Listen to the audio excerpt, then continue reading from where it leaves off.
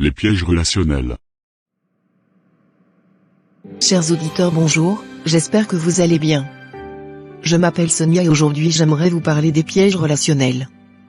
Dans notre vie quotidienne, nous sommes constamment confrontés à des relations, que ce soit dans notre vie professionnelle, sociale ou personnelle. Et il est important de comprendre les dangers qui peuvent guetter dans ces relations, afin de les éviter et de préserver notre bien-être. Trop souvent, nous tombons dans le piège de la manipulation.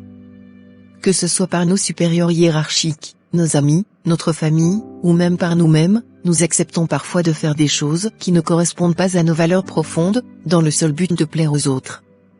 Nous oublions notre propre voix, notre propre intuition, et prenons des décisions qui ne nous satisfont pas réellement.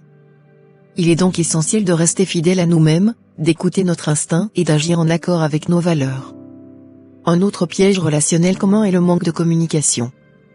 Combien de fois avons-nous évité les conversations difficiles, les confrontations nécessaires, par peur de blesser l'autre ou de mettre en péril une relation?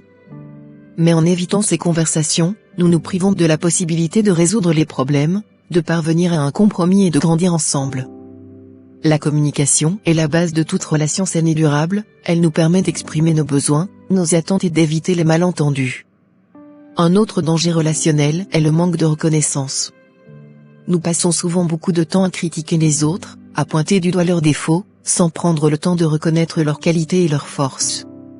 Cela crée une atmosphère négative et toxique, qui nuit à la relation et à notre propre bien-être.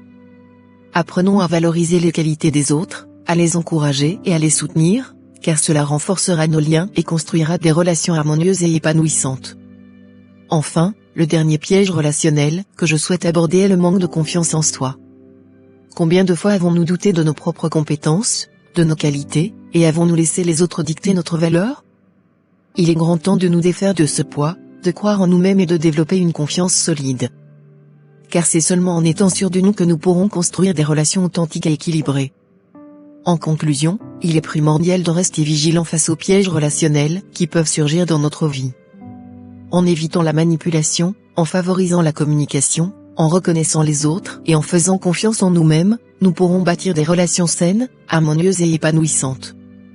Alors, je vous encourage à prendre conscience de ces pièges, et à agir pour les éviter au quotidien. Vous pouvez construire un monde basé sur des relations solides et bienveillantes. Merci et à bientôt.